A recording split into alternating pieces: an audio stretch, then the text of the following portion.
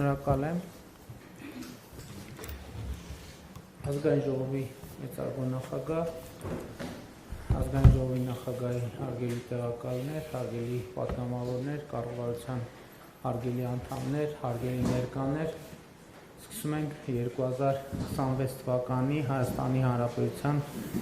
պետական բյուջեի նախագծի քննարկումները եւ առաջին բանը, որ ուզում եմ ընդգծել, հետևյալն է, ըստ էության առաջին անգամ է, երբ մենք Հայաստանի Հանրապետության բյուջեն քննարկում ենք Ադրբեջանի հետ հաստատված խաղաղության պայմաններում, այսինքն ըստ էության առաջին անգամ է, երբ որ մենք բյուջեն քննարկում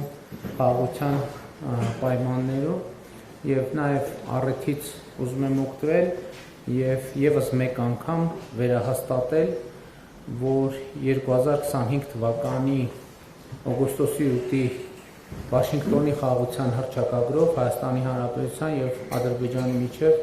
հաստատվել է խաղաղություն եւ այդ խաղաղությունը արդեն ունի կոնկրետ պարամետրեր, կոնկրետ վիճակագրություն, մի մասին խոսել եմ, բայց ուզում եմ ընդգծել, որ արդեն 1 տարի 8 ամիս Հայաստան-Ադրբեջան սահմանին փոխհրաձգության հետևանքով զինվոր չի զոհվել եւ կրկին ուզում եմ ընդգծել, որ մեր անկախության պատմության մեջ մենք երբևէ այսպիսի 1 տարի 8 ամիս չենք ունեցել, բայց կարևոր է, որ նոր փաստեր, հանգամանքներ նույնպեսի հայտ է բերում հաստատված խաղաղությունը եւ մասնավորապես նկատի ունեմ Ադրբեջանի այն հայտարարությունը, որով Ադրբեջանը վերացնում է դեպի Հայաստան տարածման սահմանափակումները, սա ըստ էության պատմական իրադարձություն է եւ նշանակում է Հայաստանի Հանրապետության շրջափակման հաղթահարման առաջին փուլը, բայց կարևոր է նաեւ, որ Հայաստանն էլ արձագանքող լինի այդ հայտարարություններին եւ նաեւ համապատասխան քայլեր անի եւ այս պահին դրան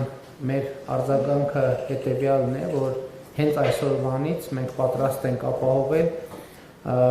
բեռնատար ավտոմեքենաների տարանցումը Թուրքիայից դեպի Ադրբեջան եւ Ադրբեջանից դեպի Թուրքիա, մասնավորապես Մարգարա Երգնաձոր Սիսիան Գորիս երթուղիով, այսինքն ես սա ինչի համար եմ ընդգծում, որովհետև սա այս պահին միակ տարբերակն է, որը մենք հենց այսօր կարող ենք իրականացնել, այսինքն եթե ենթադրենք, որ Թուրքիայից բեռնատար է մոտենում Մարգարա անցագրային կետին, ուղևորվելու համար դեպի Ադրբեջան, մենք հենց այսօր կարող ենք ապահովել դա, մեր ճանապարհները միջև Գորիս, միջև Կորնիձոր գտնվում են լավ վիճակում եւ գիտեք, որ Կորնիձորում էլ որոշակի ենթակառուցվածք մենք ունենք եւ կարող ենք սպասարկել այդ թվում հակառակ ուղղությամբ, այսինքն եթե Կորնիձորի կողմից ադրբեջանական բեռնատար մոտենա եւ անցում կատարելու համար դեպի Թուրքիա, մենք հենց այսօր կարող ենք դա իրականացնել։ Մնացած հատվածով իհարկե մեր իրավիճակները Ադրբեջանի հետ մի քիչ տարբեր են, դուք տեղյակ եք, որ ներկայումս ընթացքի մեջ է Ղազախստանից Ադրբեջանով դեպի Հայաստան հացահատիկի առաջին խմբականակի ներմուծումը եւ դա տեղի ունենալու Ադրբեջան-Վրաստան, Հայաստան երկաթուղային երթուղով եւ իրավիճակների տարբերությունը ինչ է, որ ըստ էության մենք Ադրբեջան-Վրաստանի տարածքով հասանելիության սահմանափակում չունի, Իրանի Իսլամական Հանրապետության տարածքով